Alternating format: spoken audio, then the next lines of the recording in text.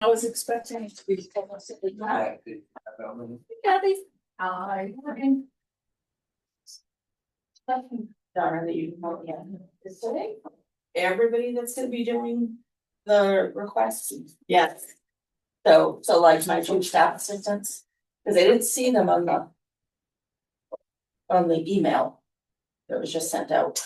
Yeah, we just ran down the list that we had for P card users as a start. It was the last minute thing to send it out to everybody. Okay.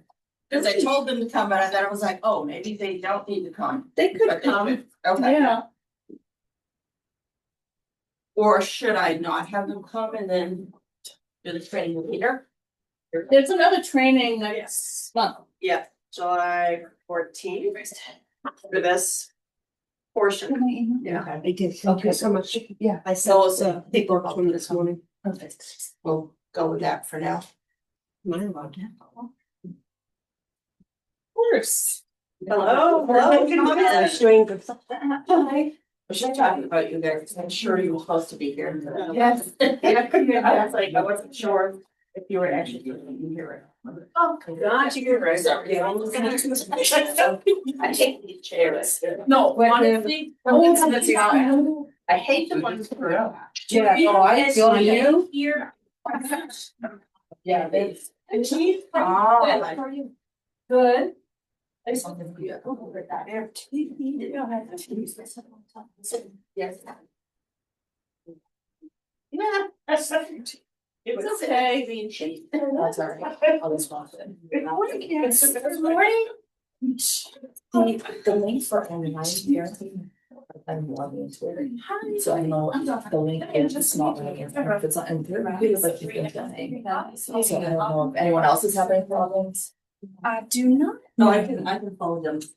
Or she has to. She has to do it. Yeah. Yeah. Oh, Myra and Sabrina. My P card. Do I get that from you?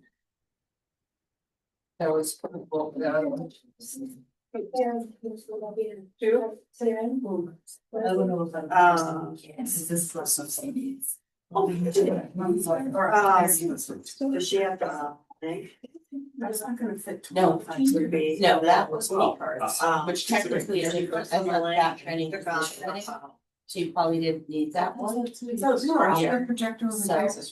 this is the one that's gonna be the behind the scenes. Today and tomorrow. And Sabrina. So and for the. Absolutely. Okay. Yes. So the Myra Alanis injury. Here. MAYRA. So we do two bars or something. Mine isn't. No, that's fine, but how will you see? Yeah. Jake is also. Yes, no. I don't want it. Okay, no, it's okay, I got it. I remember I've seen that recently. Yeah, it's kind of Sorrento's partner. So Karen, by the way, I've turned on the recording. It's like me. It's funny you do. Because I can cheat off of you. We're gonna About that. Yeah. I'm gonna learn it. Yeah. Yeah. So yeah, get lunch. I have $25. I'll tell you get something. That's welcome to Angelica. She's like, yeah, get it. Like, yeah, everyone's well used to it too. Yeah, but I didn't care about the good guy. She wanted to win. That was awesome. It looked amazing. Like it did. It was so good.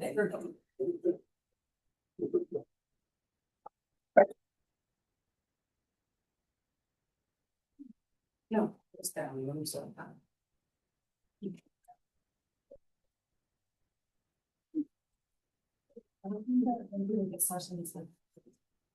So today they're just it's on Sabrina's issue. Yeah. Yes, the one that says Shenzhen. Okay. And Myra. MAYRA. MAY. MAY. AY. It's yep. That one. There you go.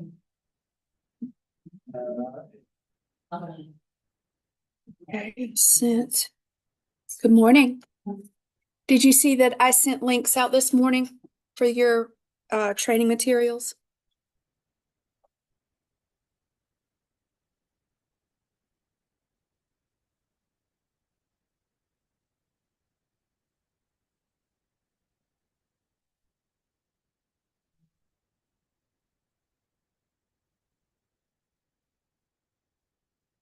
Good morning. Good morning.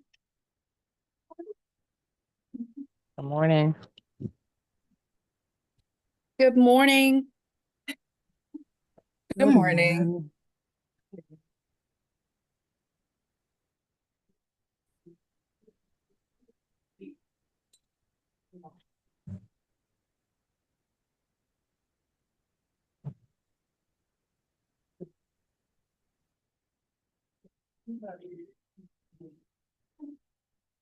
For those of you logging online, there is a link to the user training folder. Please make sure that works for you. That's all of our training materials for today.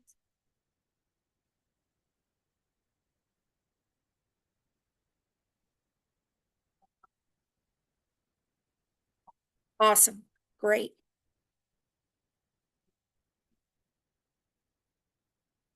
Yeah. I'm wondering if you want to keep track of who came. Okay. Does We that do that? Does that show in the recording? I don't know, actually. Good morning. Yes. Hey.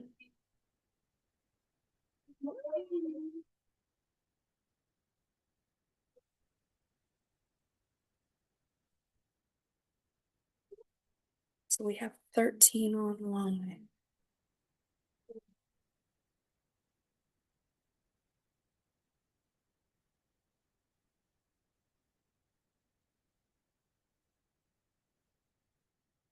All right. Everyone has their laptop.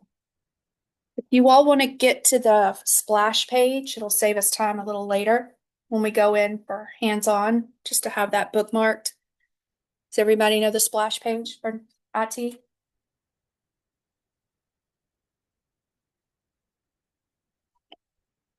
you know the splash page address? And it's splash.mwcc.edu. That's how we're going to access Banner. How is everybody today? How are you? Good. I'm excited to show you this. Did everybody get coffee or water? Feel free to come up. Try to be as casual as possible. Is Fagan going to join us? She was just messaging me. I don't think she is. Okay. Hi, welcome. Good. How are you? We have coffee and muffins, fruit.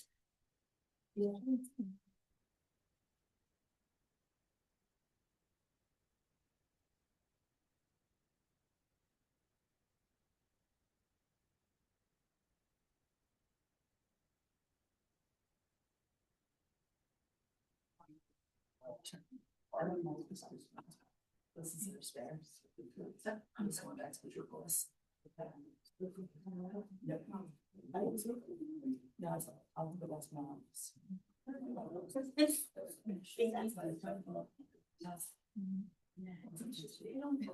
Kim Casson, thank you so much. She put the link in the chat for the splash page. Thank you very much. No problem. Did Taryn get signed in? She's restarting her computer. I'm Okay. going back to my desk and my laptop's not working. Oh. So. Okay.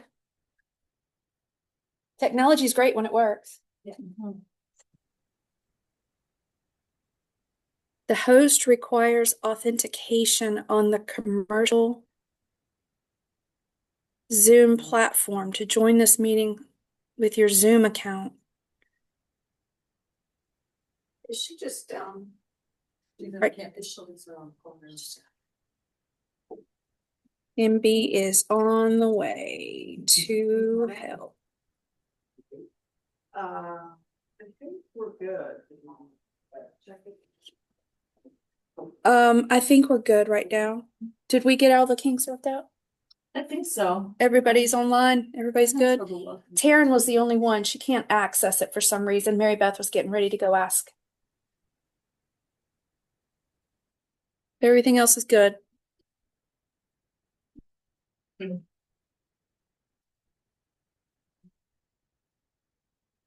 Okay. Well, good morning. Let's get started. We have a full agenda for those that are joining in late. We'll just have to stop and show them where the access to the documents are. We are recording today. This is so those of you who want to go back and watch it later can, or those of you that are unable to attend in person can watch it online as well. Again, the training materials, I shared them with you this morning. If you didn't get that link, it's also online in the Zoom. If you have any problems getting those materials, just let me or Donna Toothaker or Mary Beth know, and we'll help you out there. My name is Karen Bullis. For those of you that don't know me, I work in financial services and I'm the director of budget analysis and administration. All that means is budget and procurement and accounts payable are under my supervision. Not that they need much, but we're a team and we're very excited to show you what we have built and get you excited as well as we move forward into 2027. So the agenda that will go.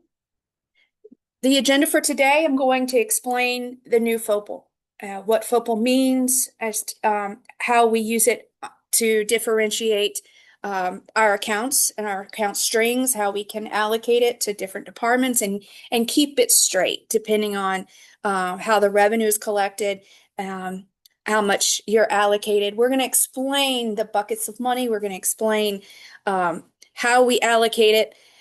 We're going to show you the new chart of accounts and go through the naming convention as to why we created it the way that we did and what our goals were. We're also going to show you how to transfer budget. So all the responsibility is now coming to you so that you can manage, you can do with what you want as long as it follows policies and procedures as to how you spend your funds. We're going to also at the very end actually walk you through and do hands-on step-by-step transfers. So when you leave here, you can go back to your office, test. Oh, we're going to give you access to the test portal and you can do anything you want in test. You can practice until your heart's content. Tomorrow, we're going to teach you how to do online budget requisitions. So IPRs are going away. No more IPRs. You're going to be going online to enter everything. So it's exciting, right? Don't look scared. All right.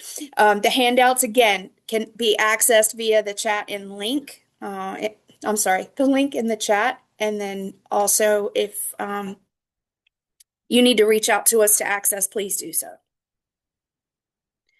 So in order to understand our budget, let's start at the very beginning. Okay. I took what we are presenting to the Board of Trustees and I broke it down into these big categories of revenue. We have, as you can see, 32% of our budget comes from the state. And that is the appropriation that is in the governor's budget and the state budget that we receive. That money is only pays for full-time salaries. That's enough to cover all of our full-time salaries, non-grants. These are full-time people, not on a grant. The other piece, 33%, is our other big bucket of tuition and fees. Tuition and fees represent 33% of our operating budget. That is money that we collect from students, and it's deposited in a local bank. Versus the state appropriation, a few minutes ago, 32% stays at the state. And they pay it, they pay our checks, they pay They do the wire transfers to cover our checks. We never actually receive that revenue, that cash. But the tuition and fees are different. That's what we receive. That's what's in our bank locally. The other piece, auxiliary operations. Auxiliaries is what we consider departments that make up their own revenue sources. That would be the theater, that would be Mount Fitness, and dining services. So they have their own revenue, they support their operations. There are a couple of salaries for full-time people that run the organization that might get paid out of the maintenance account here from the state, but for the most part, they're self operating, they're self-independent, they are really focused on generating revenue to support their operations. Grants is the other big bucket.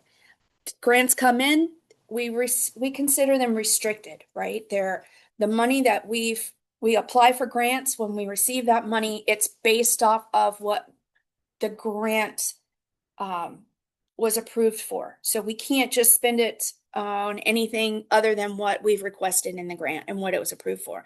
So we have to keep those monies separate from the other buckets because we're accountable for that and we have to report back to those grant agencies. The other category, that would be like miscellaneous revenue, things that we receive for, say departments were having the agricultural fair was one of them, where an outside agency will pay us, we'll have the event, it supports the event, and that kind of thing. It's other monies that we receive for events and things that support the operation of the events. The buckets that I have captured here underneath are the fund codes that we associate with all of these buckets of money.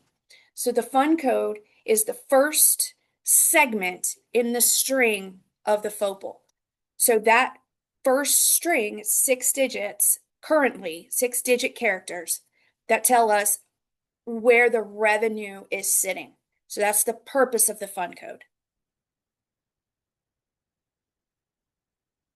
So when we look at FOPL, the FOPL is the acronym that Banner uses to identify the accounting string for any expenditure or revenue so that we can classify it in the system, in Banner. So it's 6 digits, or I'm sorry, 6 segments. So the F is the first segment, and that is the fund code. That's where the source of revenue is coded. The O represents organization, and an organization represents cost center. It represents where, who owns the expense. So if everybody is operating with tuition and fees as their fund code of 10200, which is what you usually operate with, the org code tells us what cost center is responsible for that expenditure. That is all the organization does. It just identifies which cost center.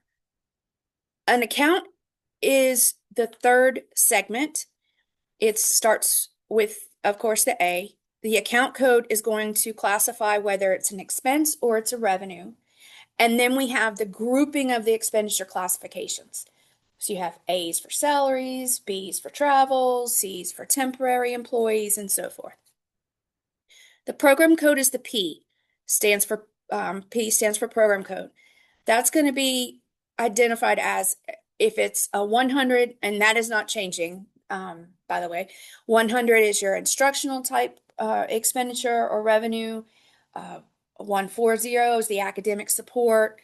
160, it just tells us for financial statement purposes the category of classification that expense code is in. So when we do financial statements, we can pull out and we can say this much was spent on and collected on instruction. We can pull it and we can say this is how much was spent on administrative type expenditures, depending on the classification of the program code. Activity codes are used by some departments, not by others. All it does is it breaks out your budget or your expenditure, your revenue, based on a category that you want to group it by. And you, as long as you have the activity code on the FOPL string, if you assign it an activity code, that entire thing is assigned to that activity. the best example I can say is the theater department uses activity codes to define their shows. So Murder on the Orient Express is one of the shows. They're going to code everything coming in as murder, every expense going out as murder. That way, when we want to see how much that show costs us, we can pull it by revenue, we can pull it by expenditures, and we can see if the show broke even, if it made a profit, right? Location is not used by our campus. Location is a way for big schools like Penn State or really big institutions where they have multiple campus locations. Not like us where we have a few people working in Leominster, a few people working in, it's where they have their entire operation at another location. Think the New Jersey schools where they have Rutgers has multiple locations across the state. So they would use the location there to indicate which campus, because the focal string is duplicated on all of those campuses, right? So they need to determine which location. So we don't need that. We're small, we're lucky, just complicates things. I made some examples of what the fund code would be. 10200 is what the current and sunsetting trust fund is for any tuition and fee revenue that we were operating off of. Success money is another example where we had to code success funds that came in. It's a separate appropriation. It's part of that 32% bucket of appropriation where it's only restricted based on the use of what that appropriation was funded for. Some examples for organization codes. These are the current codes that we're currently using now. Account codes, some examples of what account codes would look like, the program code and the activity. I do want to also differentiate with the account code. If it starts with a letter, it's going to be an expense. If it starts with a number, that's your revenue.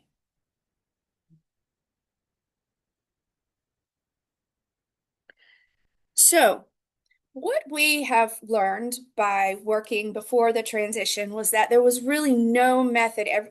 Everything was within buckets, and we couldn't pull out data that you all needed to operate better.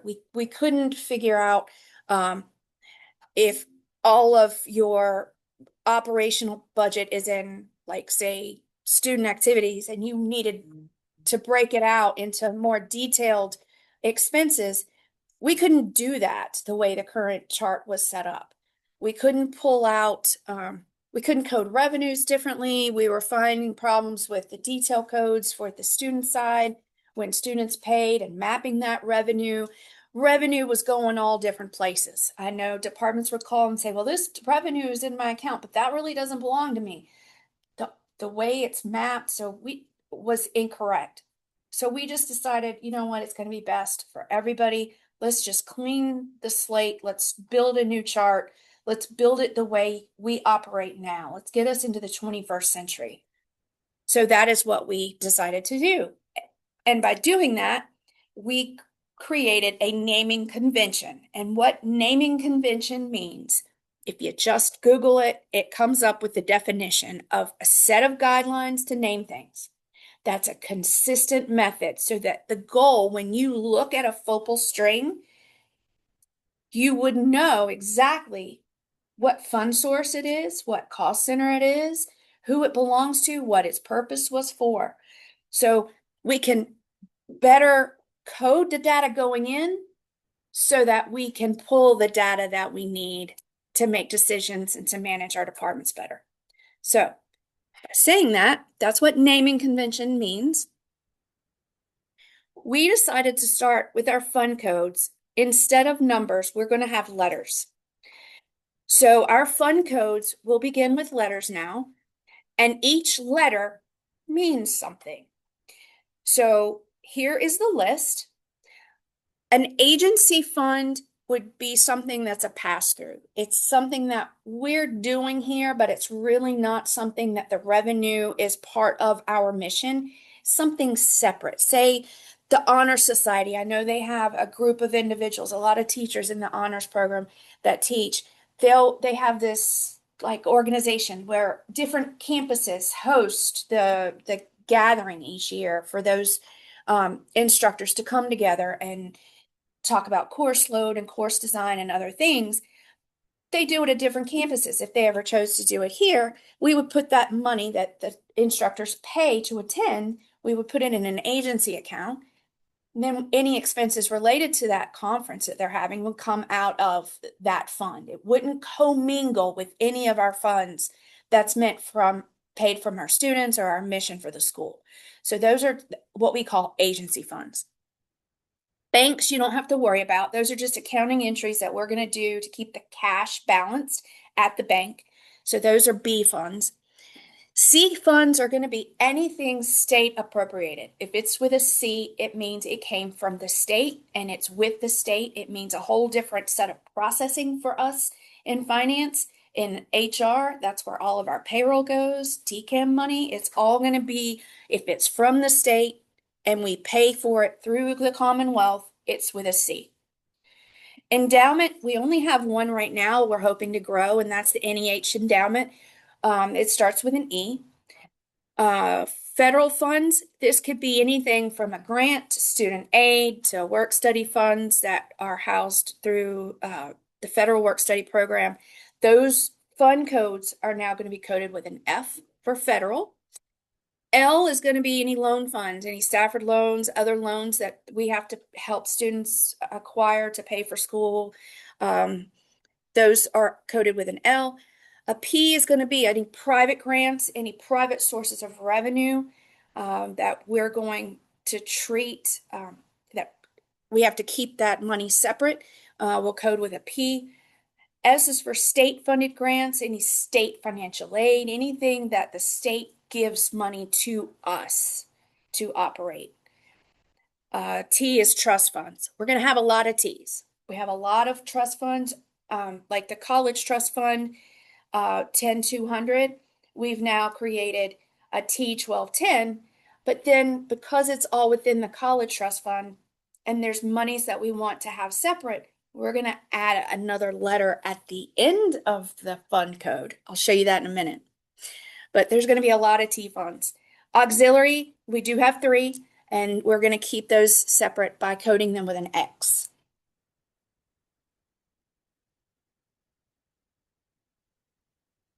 Here's a crosswalk. So on the left, you're going to see the old fund codes. We're going to give a description here so you understand what they were or are and what the codes would look like for 27.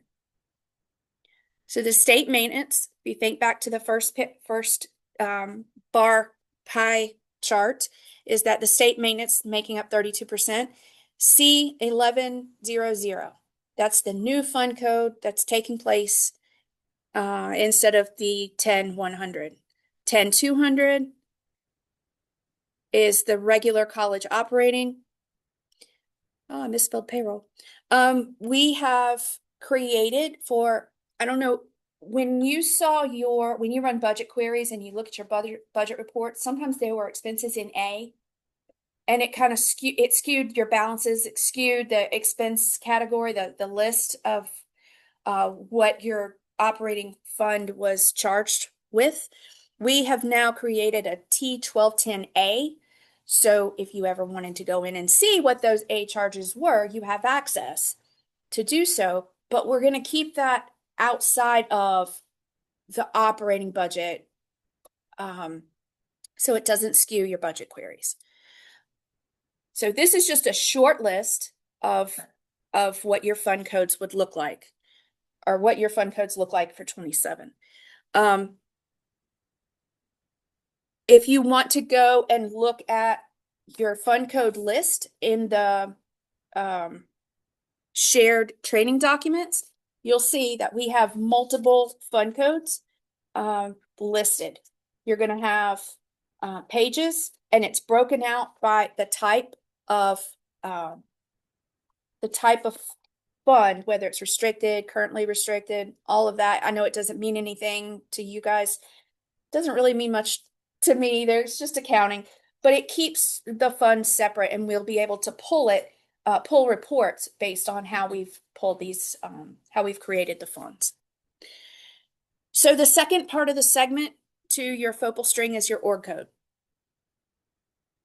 We had org codes everywhere. We didn't have enough org codes. We needed more. We decided to group the cost center codes or org codes that you have been assigned by a grouping that looks like this. Anything under a 100 is going to be, this is org codes. It's going to be the president, or it's grouped by the reporting structure. So in the future, we'll be able to pull reports if, say, what's a good example? Enrollment management. Say Marcia wanted to pull a report, a VP report that all of her enrollment management, all of her divisions report up to her. We can just pull a report based on her code of 20, and it will pull all of her areas that report up to her. It'll pull it up into a report. So this breaks down the president, enrollment management, student accounts. So your numbers, Jason, would start with a 3. All of your org codes will start with a 3. All of finance and administration, everybody that's under J, will start with a 5. So when you look at that account or the org code, you see that first digit, you're going to know what department, what area, what division that responsibility is shared. I had a quick question on Mhm. that before we go. Mhm. So like any of the A stuff that we have, that doesn't affect our operating budget. So if overtime is high or low, that doesn't Nope, affect that at all. it So doesn't. that's- okay. Doesn't at all. So the reason that we've created so many org codes this year is we've increased the amount to increase the transparency of what we do, of how we need to pull the data out so that we can better operate. We've got better reports that are coming. We're going to build it. We've got no more generic codes. We're not going to bill 50. We're not going to use 5,200 for all of the grants. It's now each grant is going to have the responsibility for that grant. So when you run a budget query, your security access is based off of your org code. So if you run a generic report and you just put in the org code that you're wanting to query, every fund code would populate. So you have access to it. If you drill down and you just put your fund code and your org code, it will only pull data for that fund code and org code combined. So there's ways that we can manipulate the data now that you can see all your funds. And we're going to be able to write reports that'll break it down so it'll make it more manageable for you. Now, if you look at your report, if you look at the training materials and pull up the one that says org codes, you will see how each org code is grouped together. So for the VP of Academic Affairs, for example, all academic affairs are going to they're going to start with a 4. Liberal arts and sciences will start with a 4-1. Business, science, tech, and math will start with a 4-2. But all of academic affairs are under those 4. It starts with a 4. Any questions?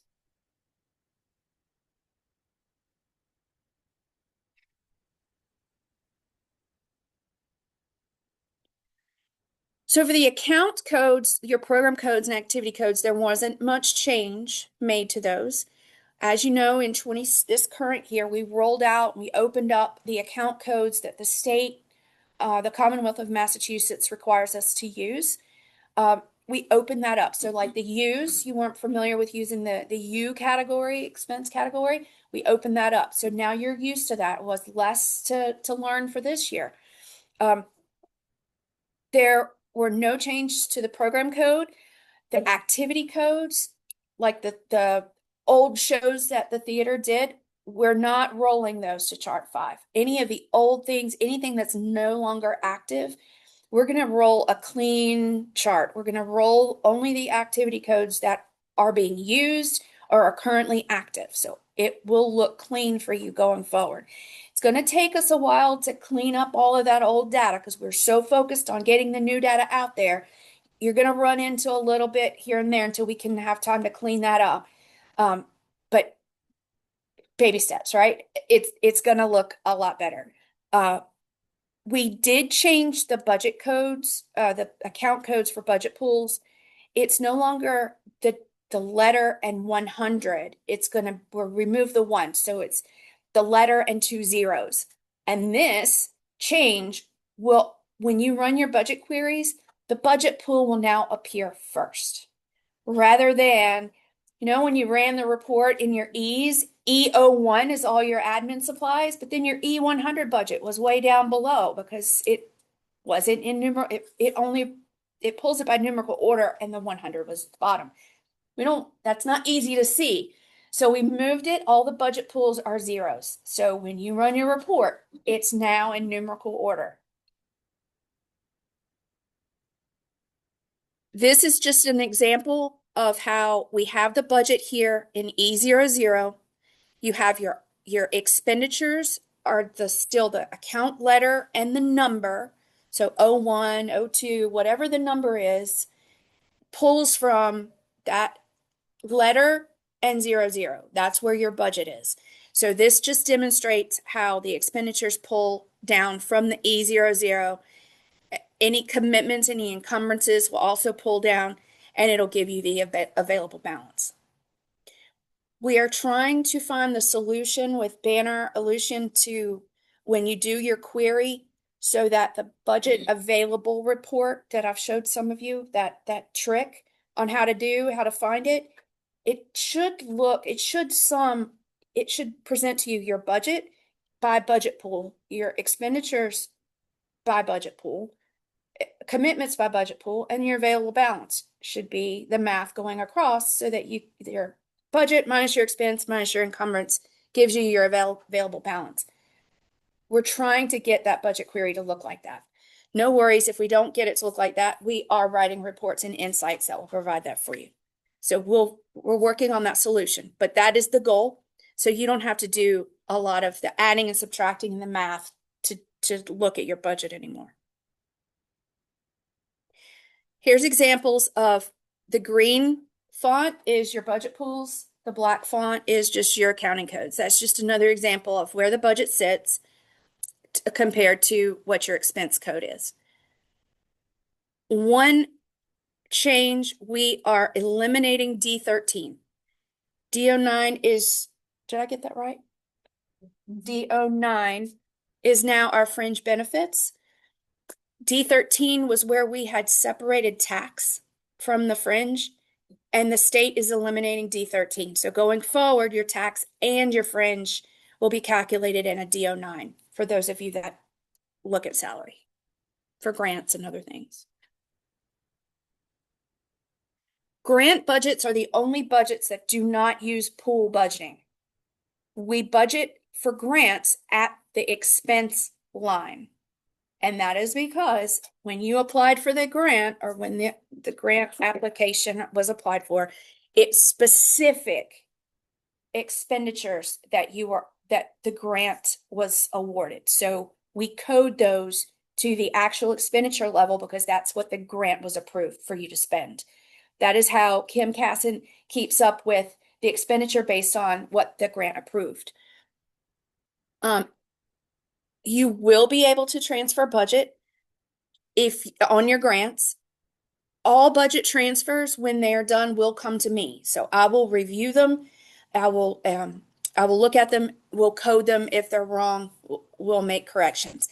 We'll get back in touch with you to let you know what we've made, what changes we've made, and why, so that you can learn as well.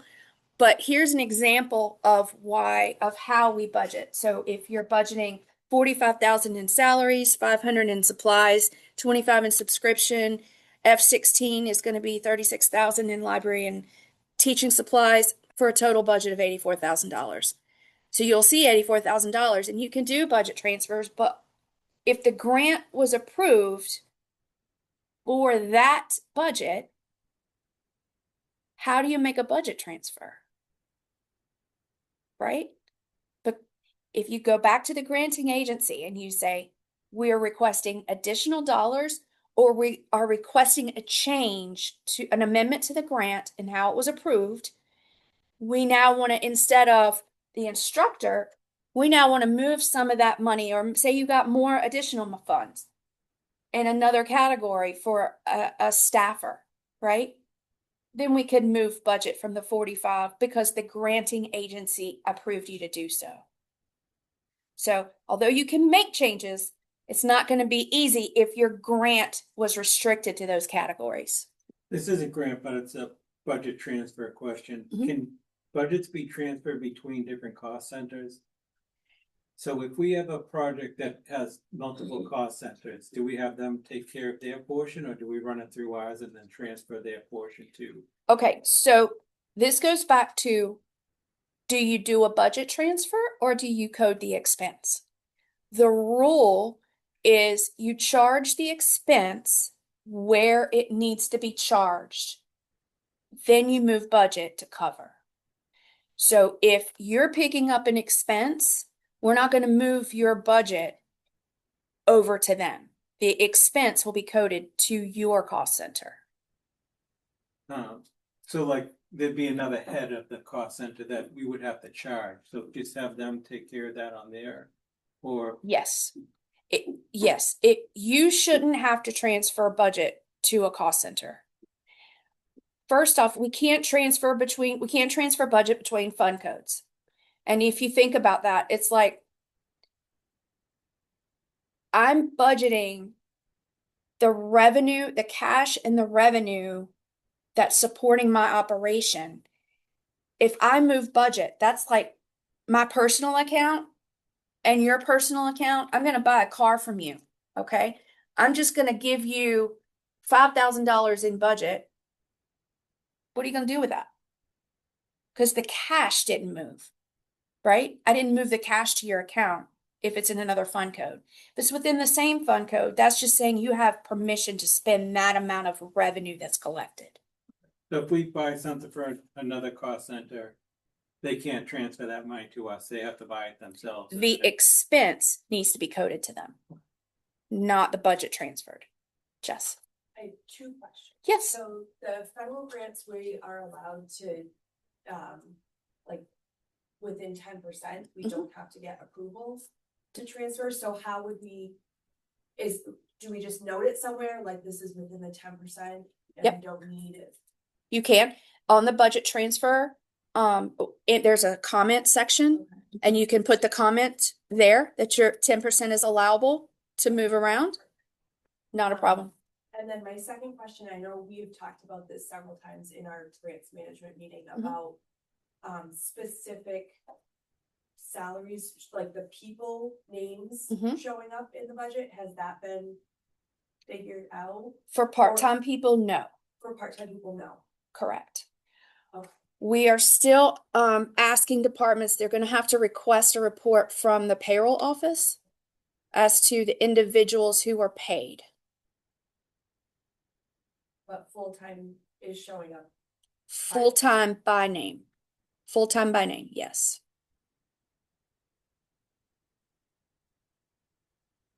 Good questions. So for your 25 budget, we took the chart that you completed, the template that you completed for the budget exercise a couple months ago.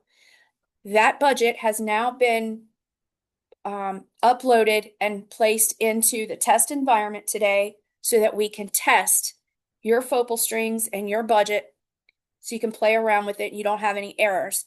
But anything that you see in the test environment that you think is incorrect, that we've placed it in the wrong place, or maybe you changed your mind, just let me know.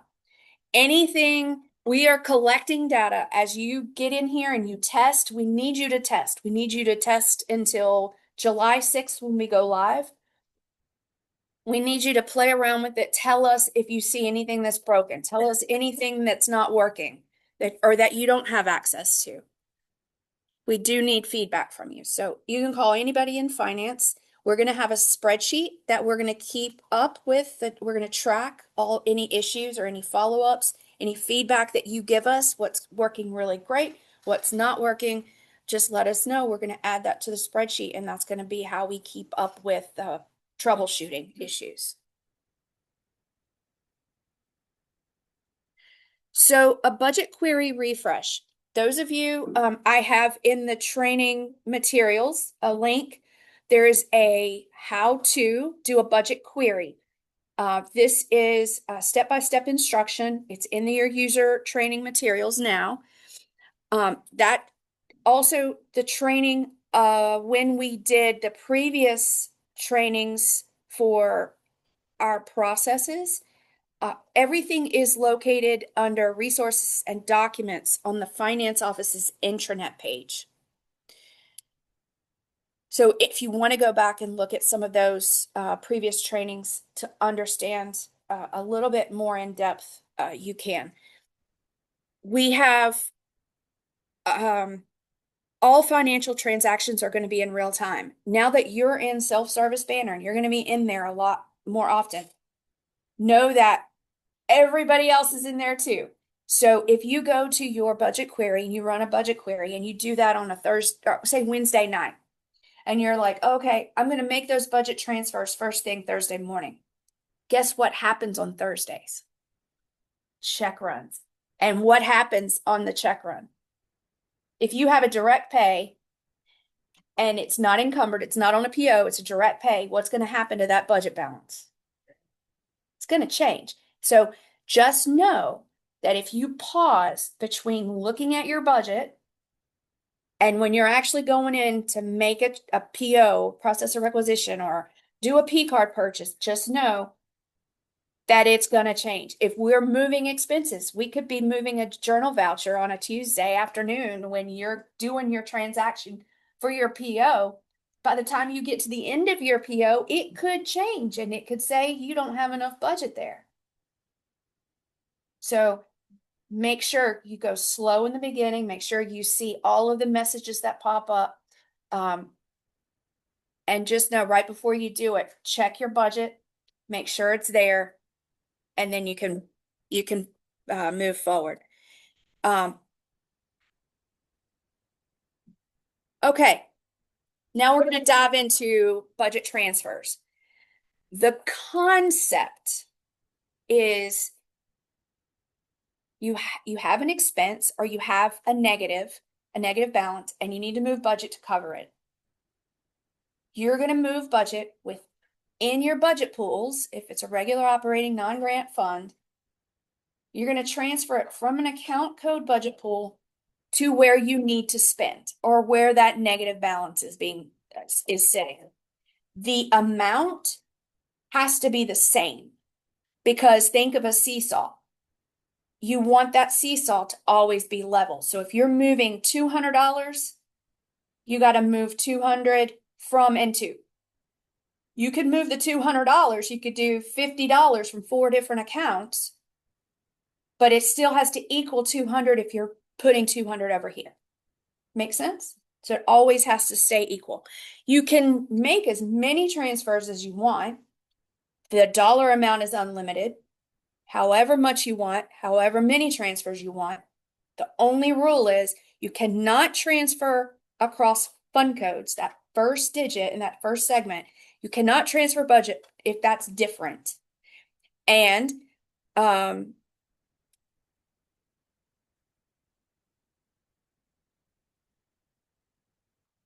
I lost it. I lost that thought. Okay. So here's some examples. You can move from T10 to T10, T13 to T13. We've got some 13 codes. That's student government. You're going to move T1311 to T1311.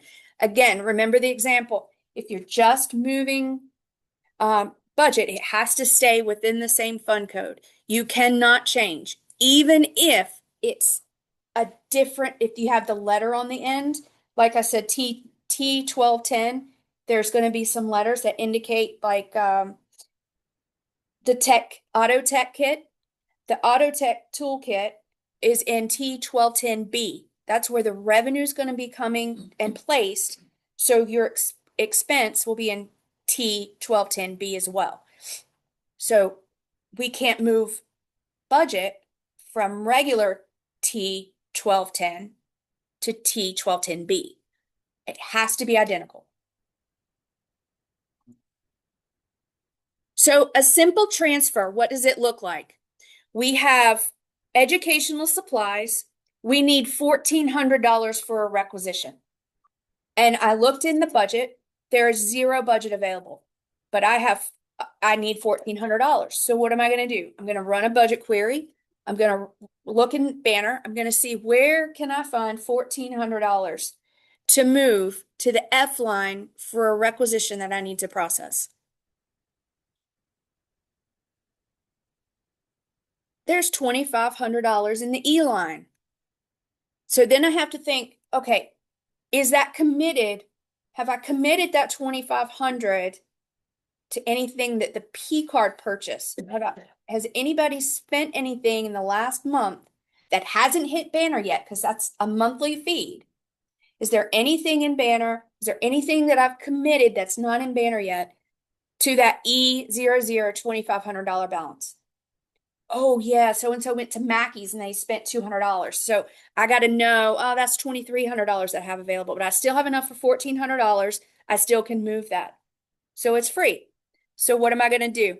I'm going to transfer from E the T 1210 4301 because I chose nursing. E00 is going to be where I'm transferring it from. And 100 is going to be the program code because nursing is an instructional department. So I'm going to decrease that $1,400. And the increase FOPL is going to be F00. So everything's the same. And I'm only moving $1,400. It's two FOPL strings. I hit submit. It's done. What if I have multiple budgets? Okay, say I needed $10,000 for a requisition. There's $3,000 available in my U00 line. Where am I going to find? What do I need? $7,000. So I'm looking for $7,000. And I'm going to come up here and I'm going to see in my budget query, I'm going to see, well, there's 6,500 in E. There's H has a $5,000 balance. I need 7. So you're going to have to transfer from both of them whatever you think or you know is available and uncommitted. So we're going to transfer a little bit from E and a little bit from H to the U line. So what does this look like? What does this entry look like? We're going to decrease the T 1210 2200 E line of $4,000, the 2200 H line for $3,000, and the increase line is going to be to the U of $7,000. So now I have $10,000 after that transfer hits, because I have to approve it. All transfers come to me. Once I approve it, you'll have your $10,000 that's there ready for your requisition. Make sense? Now, what we're going to do, I'm going to show you in Banner what the screens look like, how to get there, and then we're going to let you practice. Okay? So I'm going to go through this. I'm going to try to cover a lot so you'll so when you go in, you'll see the screen, you'll understand, you'll know a little bit, but we're going to go through it slowly and together. So this is how you will access your finance self-service test. On July 6th, when we go live, because we need the first through the third to go through, do a lot of checking, get all of our balance, make sure it's okay and ready for you guys for us to open it to you. We need to make sure all the balance transfers, everything happened behind the scenes and that the system's ready. So on the 6th of July is when the regular self-service banner opens. That will be on the regular self-service link that you get to on the regular portal page. Everybody know how to get there? You should be familiar with that because that's how you operate now with your budget queries. But for today, we're going to go to the splash page. We're going to go to finance self-service. And when it comes up, you're going to notice you've got new tiles. New tiles that what each of these are considered, what they call them. And you're going to click on My Journals.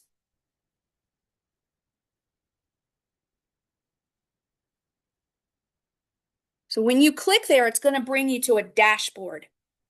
This dashboard is going to be broken out into categories of drafts, of anything pending, and anything that's completed. So you no longer have to guess where it's sitting in the routing. Banner's going to keep track of that for you, and you'll be able to see where it is. If it's in pending, well, let me back up.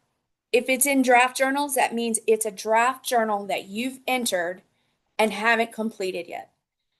Say you went to move money and then all of a sudden we did something in finance and it messed up your entry and it didn't process because it said you didn't have enough budget. You can't figure it out. It could be that Will's keying an invoice and his invoice is going to commit to that money before you actually complete your transfer.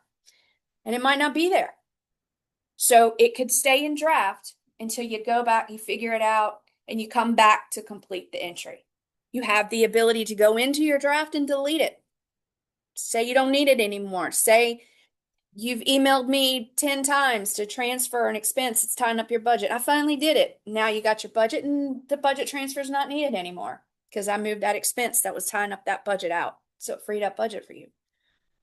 You can go into your draft. You can delete it, complete it, change it, edit it, as long as it's in draft. Pending means it's in my approval queue or someone's approval queue in finance to go in and approve that budget transfer. We have to approve all your transfers. We're going to make sure that you're moving it from a budget pool to a budget pool. We're going to make sure you're staying within the fund code. We're going to make sure it's all there. I'm going to try to get to them multiple times a day. You shouldn't need, if you budgeted correctly on your budget templates, you shouldn't need a bunch of transfers in the very beginning, day one. That's the goal of our budget transfers, but we know this is all new. Maybe you forgot you had something and you need to move budget. It's okay. Just know if I haven't approved it, it's going to be sitting in your pending journals. Anything completed that has been transferred and I've approved, you'll see down here. If you want to see where it's sitting, because, well, I'll go into that in requisitions tomorrow. Okay, so you click on Create Journal there at the top blue. Let me go back and show you that. Let me go back. Yes. So you're going to click up here in the top right, Create Journal. A pop-up box will appear. For those of you that are used to self-service, this is no different than the pop-up box you're usually seeing. The transaction date, when we open and go live in July, you won't ever have to change this. But for right now, you're going to, if for testing purposes, you have to put July 6th in there. Because Chart 5 is not recognized because June, it's not valid yet. It's not valid. Chart 5 is not valid till July. So put July 6th in there for all your testing. BDO2 is the rule code. So Banner knows what you're doing, that you're moving budget. And it's a transfer. It's an adjustment to your budget. You're always going to choose BDO2 as your rule code. Your budget period is always going to be 01. And then you're going to put in your public comment section what the transfer is for. This is just so that you have a recognition of what you're doing. You're transferring it for, this transfer is needed to repair the pool motor for whatever event, whatever makes sense, so that when you go back, you could say, oh, I did that transfer already. I need to do another transfer. I didn't do that one, so that you can keep up with what you've done or what you haven't. All right. You're going to, it's a pretty big box, but you're going to scroll down and you're going to click create. And once you click create, it's going to assign a journal number, and it's just telling us that you are actually creating the journal voucher. You're creating the journal header. You're gonna come in here, and your journal type is a 2. Your chart of accounts is now 5, whereas the current fiscal year is 4. We just went up a number. So chart 5 is the new chart. You're going to choose your fund code that you're moving money from or to, because you can do it in either order. But in this case, we're transferring it from E. So we're doing 4301 is the nursing department. When you do this drop down, when you click on the drop down, it's only going to give you access, or it should only give you access to the org codes that are in your security class. So Jason shouldn't have any 5s in there or any 1s or 2s. You're only going to see your org codes starting with 3s. Is the fund, is that supposed to be a drop down under the fund? Because there's nothing there from, Yes, there's a drop down on the fund code. so I have no map is found if I click that. Okay, Mary Beth's gonna help. No. I had that too, and my date wasn't in the correct one on that. Has to be 07/06/2026. Mine was showing up completely blank as well. Are you in finance test on the splash page?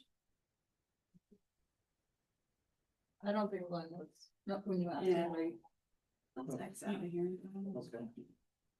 But you'll go to. So we're gonna move budget from the E00 budget pool. So when you hit that down arrow, that drop box, you're gonna choose your budget pool. And the program should populate, because the program is defaulted to that org code, but if not, you'll enter your org code. You'll scroll down the arrow here on the right. You're going to scroll down. You're going to put your amount that you're transferring from. A minus means you're transferring from. A plus is 2. We're going to write in here classroom supplies, because that's what we're purchasing. Your budget period is always 01. Now, at the end of this, if you hit save, it's going to take you to a header screen. You could do that because you can add the second focal, or the other half of the entry, by clicking add accounting, or you can do it here, because we know we have one more side, right? We have got the from, we got to do the to. So we're going to click add accounting and see this jump to sequence number 2. That tells you now you're doing the second focal string. So we're going to choose the same fund, the same org. We're going to choose the account we're moving the budget to, which is F00. We're going to choose the same. It's going to default to 100. If it doesn't, it means you're one of those departments that could be either student facing, or it could be administrative help. Sometimes you could have 2. You hit that down, you scroll down, you hit that down scroll button to bring you to the bottom half of that pop-up box. $200 was the amount we were moving. This is the plus side of the entry. We're going to duplicate the entry classroom supplies. This is the description that will show up when you're looking at the detail of the transaction. That's this box here. Can you go back a little bit? Uh-huh.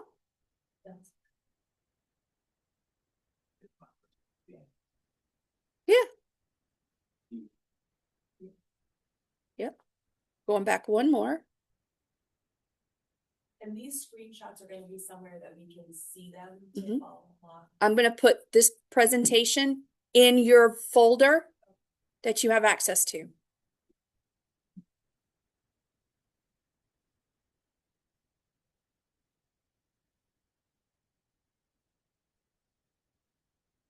We'll walk through it in a minute. So once you hit save, it takes you to this screen. This tells me the J number. It's going to assign a journal number to this entry. And this entry will forever be tied to you and your user ID. But you'll see the transaction date. You'll see your total status because it's going to add, no matter if you subtract or because you would think 200 is a plus, 200 is a negative, it should be 0. But this is your hash total. It's just going to add all of the amounts straight down, no matter if it's a plus or a minus, just to get your hash total. So $400 is the amount in total that we're moving. So you can see the status box, it's a green check. A green check means it's postable and it's free to post. You can see here, we've got a negative, we've got a plus, it balances. I'm going to click Submit Journal. If those boxes are red, that means there's an error and it's not going to complete. And that's usually because there's not enough budget. There's not enough budget available for you to transfer. So go back, just go out of that, save it as draft, go out, go back, run your budget queries, try to problem solve and troubleshoot why it's not transferring. More than likely, it's because there's not enough budget there. So we hit Submit Journal to complete the entry when we're done. I wanted to stop for a minute and just familiarize you with this screen. There are a couple of things. It was really cool, and I didn't realize it did this until I was building this training.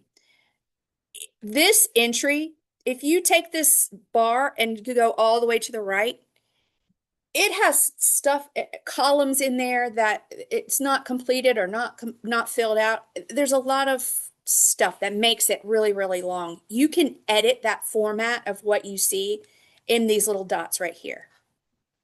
Looks like a little house to me. Up here, you've got edits. If you want to edit the header part of your journal entry, say there was something on there, you wanted to change the description because you ended up, it was something else and you put the wrong amount or put the wrong narrative or justification. You've also got attachments here. Please attach anything, as many things as you'd like to this entry. This will go into Banner and the attachment will be saved to this journal entry. So if you ever want to, if you're in Banner, you want to see what was behind it and why it was done, you can click on the entry and the attachment will be there on the entry in Self-Service Banner and you can see why that entry was done. Say you want to attach a quote. Say you want to attach an approval from the dean. Say it's an email from Jay Bry that says you're allowed to make this transfer. Whatever it is, anything that you need as documentation to support that entry, that transfer, please attach it. The other thing you can do is you can download. A lot of people still like to keep their records and everything filed away, hard copy paper in their desk drawer for all your entries, because that's how you balance or whatever. You can download it. I wouldn't advise it, but some people need it and the availability is there. There's also, if you want to copy a journal, reverse a journal, delete a journal, you can do that with the 3 dots. So say you got all the way here and realize you don't need it, click those 3 dots and delete it. You haven't submitted it yet, it's still in draft format. You can do whatever you want with it.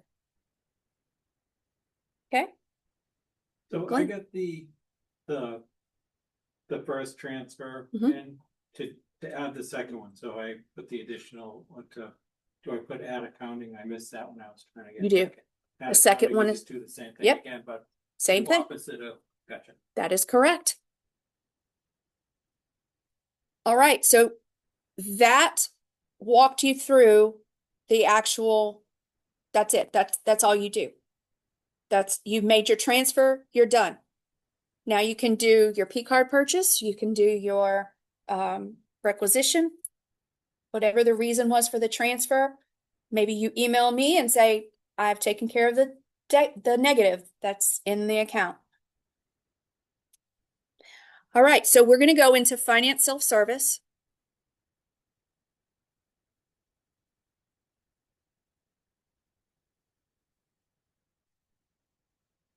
And I'm going to click on the splash page.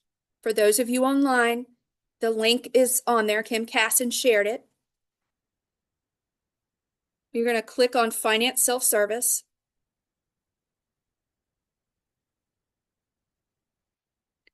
And you're going to do your authentication.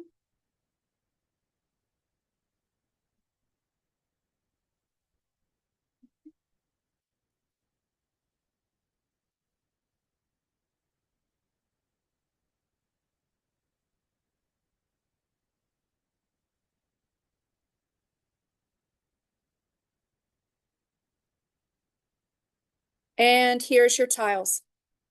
You should have tiles that look like this. When I click on My Journals, it brings me up to this dashboard. It's your My Journal dashboard. Everyone there?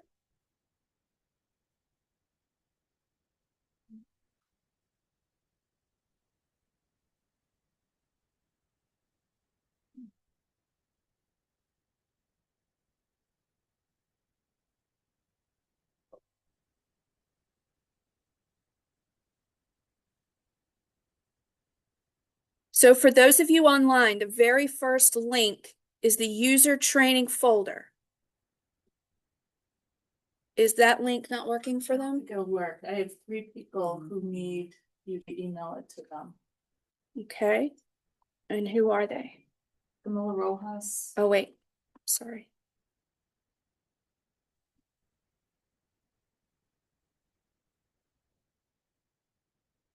Okay, I'm sending the links now to Camilla. Okay, Terry Young, Terry Young, Megan Severance.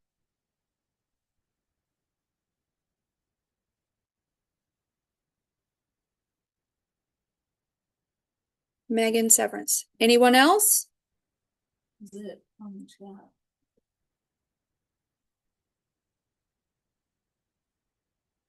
Okay.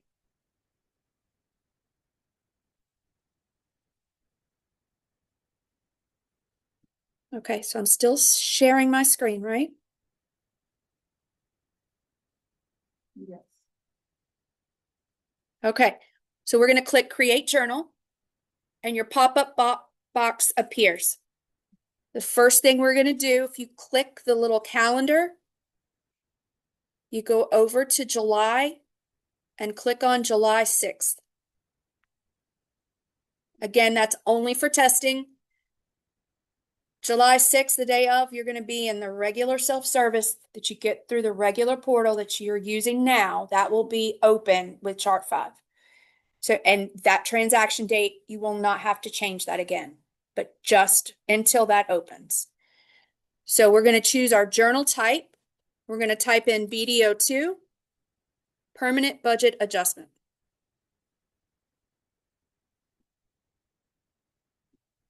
Scroll up a little bit. We're going to choose budget period 1.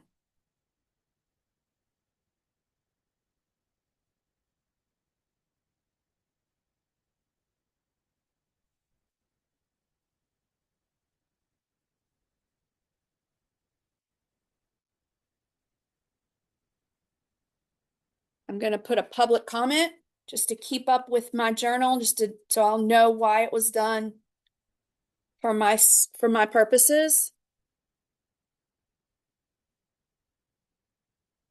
Everything else stays the same, stays blank or just is not needed.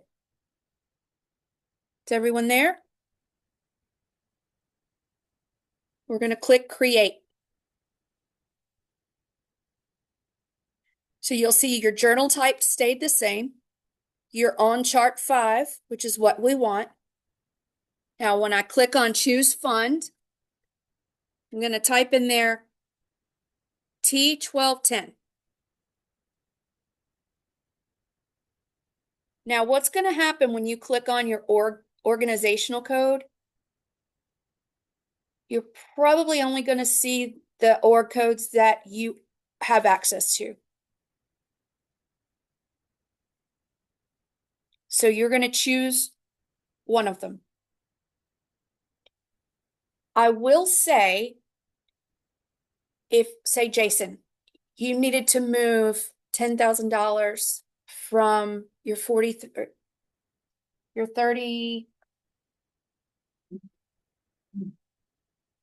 second, your 3001, and you're going to move $10,000 down to Monty's Pantry.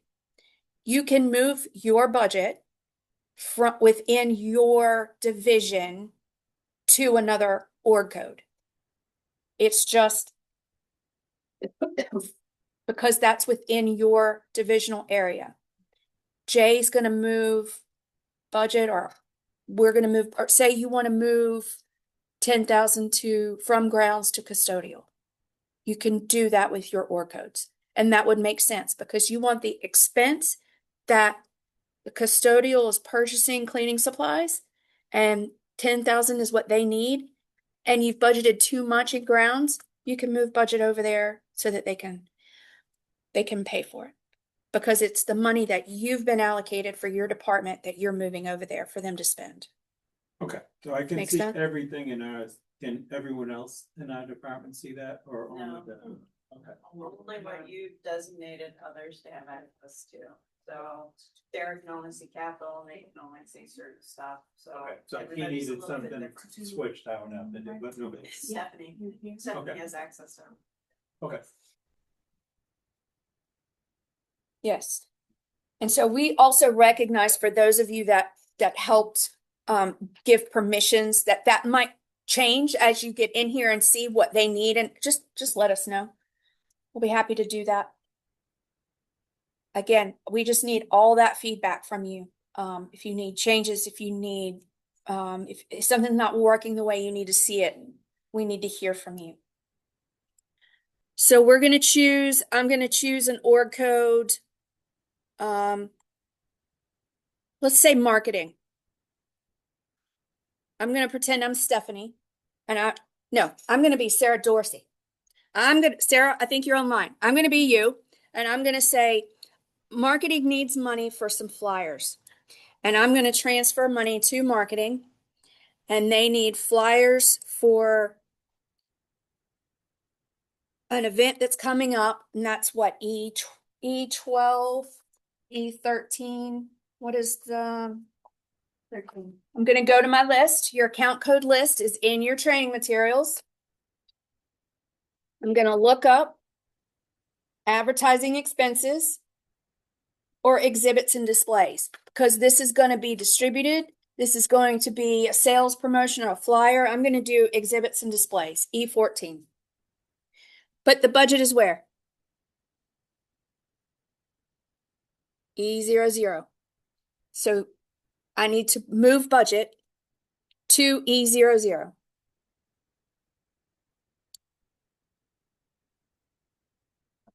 I'm going to scroll on down. The program code is there. I'm going to say $200. I need to move it to the E00 for flyers for student event.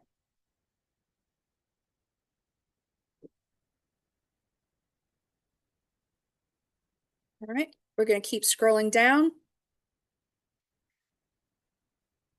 I'm going to add accounting. What does it tell me here? That was successful. So I keyed everything that it needed. I've assigned everything that it needed. Now I'm going to do the from. I've already looked in the budget. I'm going to transfer it from And transfer it from an F line.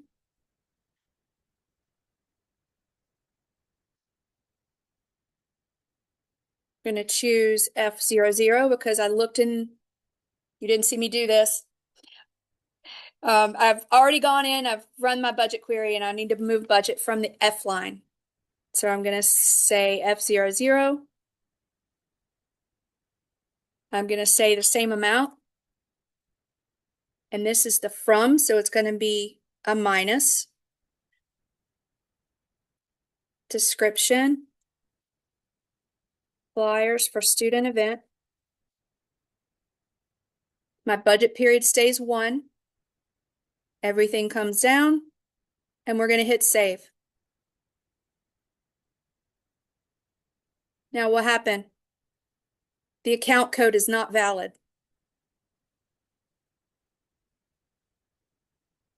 So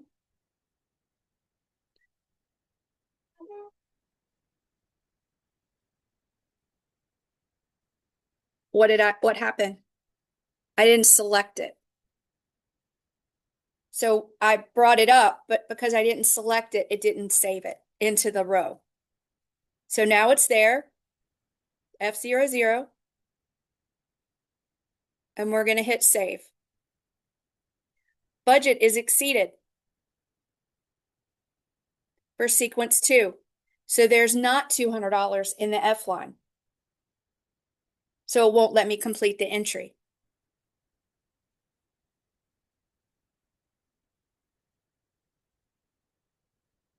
So let's go out, go back to my finance. We're going to run a budget query real quick. We're going to change this to chart 5. We want to see marketing's budget. Going to leave everything blank. You're gonna need to change the fund code, Karen. Thank you.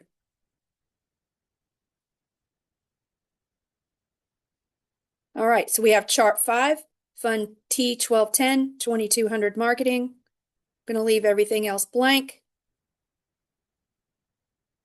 I need 27 fiscal year.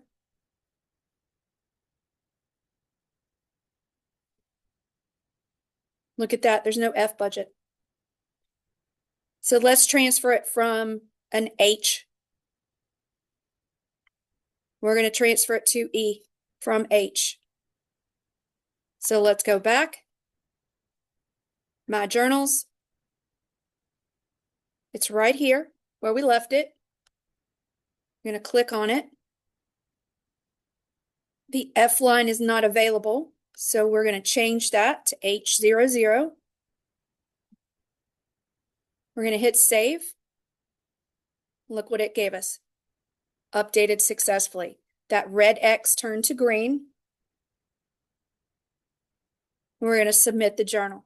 It's going to ask you again, are you sure? Did you hit it by mistake? We do want to submit it.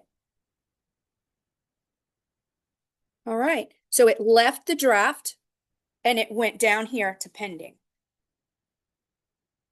And that's all you do.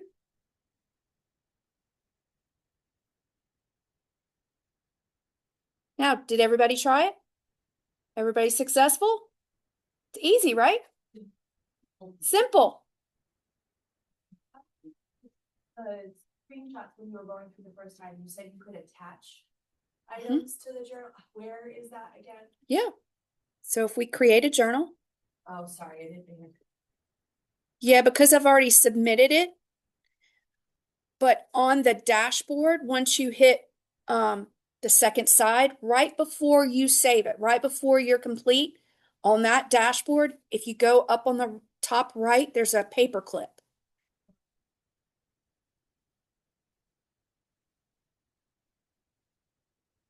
So let's do another one. Let's say July 6th, journal type, BDO2. I have to select it. I was tabbing across. You can't do that because it won't pick it up. So you have to select it. Your budget period is 01. You have to select it. We're going to come down here, testing attachment. I'm going to create the journal. From here, let's use 2200 again, just because we know we looked at the budget in marketing and they had what? H00.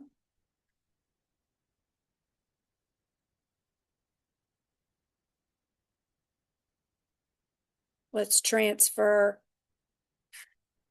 $1,000 from E00.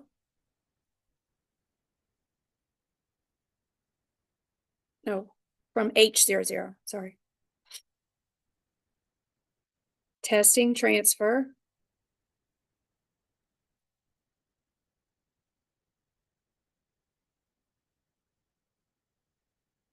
This is just one-sided so far, but on this, once you hit save and it brings you back to this dashboard, this is the header for your journal entry. I'm sorry, I keep calling it a dashboard. This is the header information. Right here is the paperclip. So when you click that paperclip, it'll bring you here and you click attach file and you just follow the instructions. So I'm going to choose a path.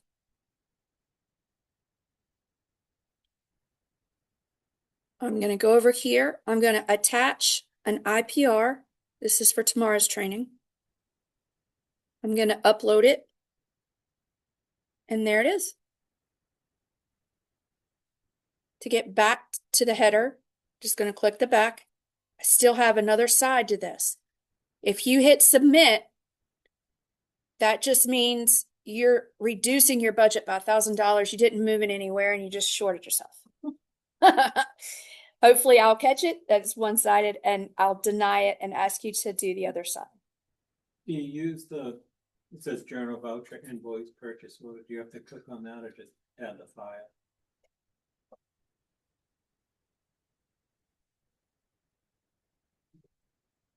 Document type.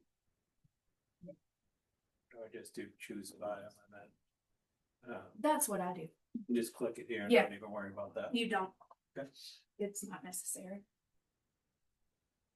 Great question.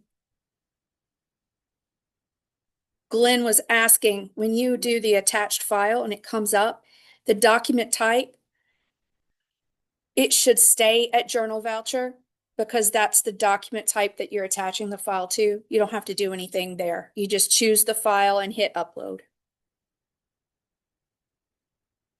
So let's go back. We're going to do add accounting from here because we want to add the second side, the other side of this transaction.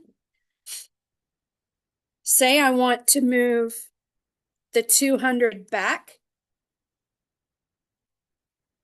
that we moved from E to H. So I'm going to move $200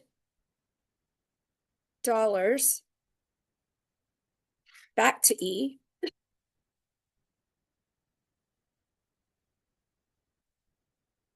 Plus, and I'm going to say reverse transfer because that $200 that we moved a second ago, I'm going to put it back.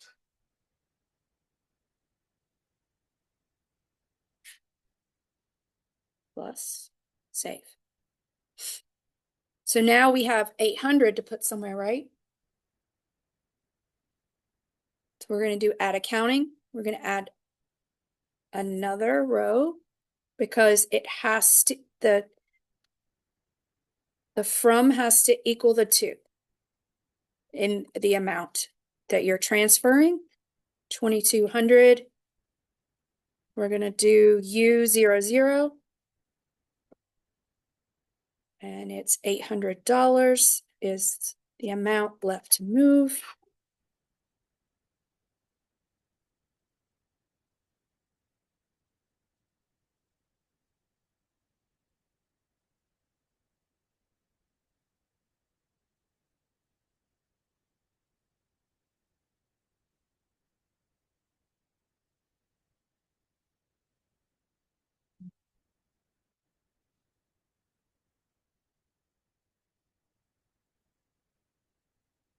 All right, so we have a minus 1,000 plus 2 plus 8. So what does that total? $2,000 here is the hash total. We've got all greens. And we're going to do submit.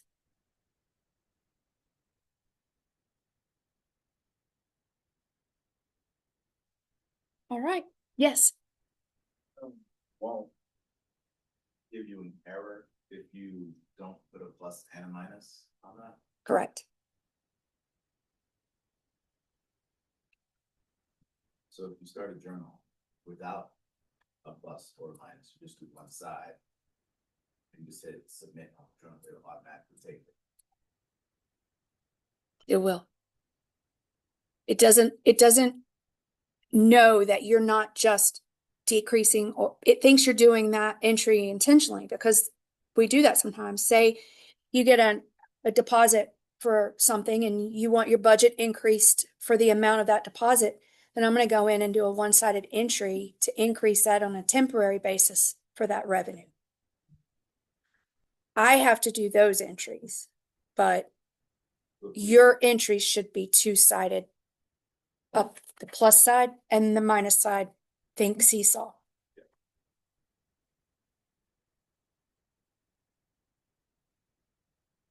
Anyone else? Is there anyone online with questions?